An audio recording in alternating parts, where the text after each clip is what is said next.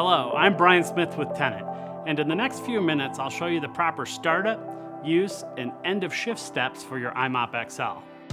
Our lawyers wanted me to remind you that while this video will cover the basics, it's your responsibility to read and fully understand the operator's manual and safety labels before using the machine. To start, make sure to pre-sweep the area to be scrubbed, even when your boss isn't watching. Next, check that the batteries are fully charged. This will be noted by the 100% capacity indicator on both batteries. Remove the batteries by pinching the blue and gray tabs. The battery color will match the location on the machine. Match the gray with the gray and blue with the blue. With the scrub deck in the park position, hold the scrub deck of the i-mop and slide in the battery packs from each side until you hear a loud. Identify the clean water solution tank, which is located toward the rear of the machine and is the smaller of the two tanks, normally identified by its blue colored cap. Please note, the recovery tank is the larger tank on the front and is identified with the gray cap. Always fill the i-mop solution tank with clean water, because filling a scrubber with dirty water is a terrible idea. Pour your preferred cleaning detergent into the tank and mix according to instructions for handling and dilution. Remember, more isn't better. Put the bottom of the solution tank on the i-mop and snap into position.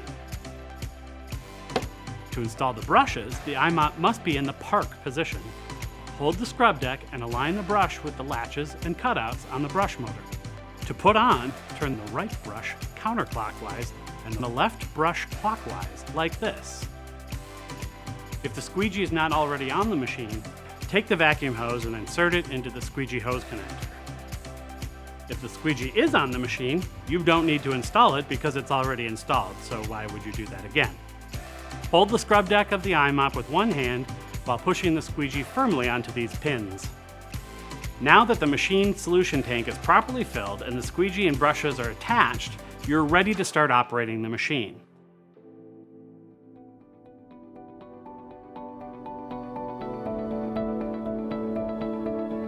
While holding the machine handle, bend down and gently grab the scrub deck grip and pull towards you, gently down to the floor. Do not allow the scrub deck to slam down on the floor. While this guy is one tough customer, abuse like this could potentially damage the squeegee. After filling the solution tank and getting the machine ready, you'll decide what mode to use and turn the dial to that mode. This setting just uses the brush and solution. Great for double scrubbing very dirty floors that could use some scrubbing time to release those soils. This one engages only the brush. If you have some really bad stuff to clean and have already put down your solution, you can keep scrubbing with this mode. The brush and vacuum mode is for when you just need to pick up the solution that's on the floor, but don't want to add any more. And finally, the full-on brush solution and vacuum hose is what you'll use the most, as it does it all at the same time and leaves your floor clean and dry in one pass. Here in the center is the off position, which is a great setting for when you're not using the machine. This button is for eco mode, which cuts the water flow by 40%. This is great for relatively clean areas or if you have more moisture sensitive flooring like wood or laminate. These are the battery pack status indicators.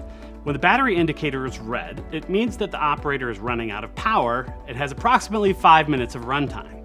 Don't forget, once you're out of batteries, the performance of the machine will decrease by about 100%. Now let me show you how to use the machine. I will set a mode and grab the trigger, and you'll see just how easy it is. One of the key features of the machine is that the i-mop can swivel 360 degrees, allowing maximum maneuverability.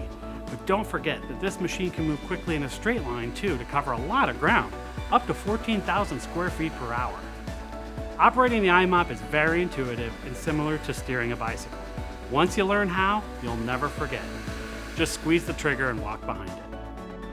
While you may feel the urge to swagger, saunter, or strut, we don't recommend any of this behavior while using the i-mop XL. To turn, just turn the handles in the direction you want to go. Right hand turn, go to the right. Left hand turn, go to the left. The i-mop can swivel in 360 degrees and is designed to get as close as possible to walls or other obstacles. Make sure not to operate with the handle of the i-mop lower than an angle of 45 degrees. This can cause water to get into the vacuum motor. When finishing scrubbing, switch the i-mop to the brush and dry only mode and operate for about 15 to 20 feet to vacuum up any remaining solution. Turn the knob to off. When cleaning is finished, operators should follow the daily maintenance routine. Transport the machine to the appropriate area and place the machine in the park position. Remove the recovery tank and drain it.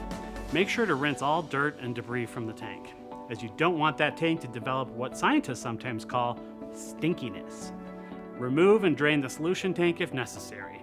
Make sure to leave both caps off the tanks to allow airflow throughout, also good for stinkiness prevention. Keeping the machine in the park position, remove the battery packs and place each battery pack on the charger. Remove the brushes and clean them under fresh water. The brushes are ready to be replaced if the yellow wear indicator is the same length as the other bristles, just like your toothbrush. Our lawyers would like to remind you, however, to not use the i-mop brush to clean your teeth. It's much too large. Remove the squeegee and clean it with fresh water and wipe it with a clean, damp cloth. Always store the i-mop in the park position. Place it up against the wall with the handle facing inward.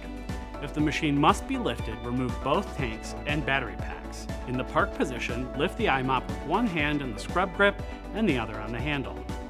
You have now learned the basics of successfully operating and maintaining the i-mop XL. Thank you for watching.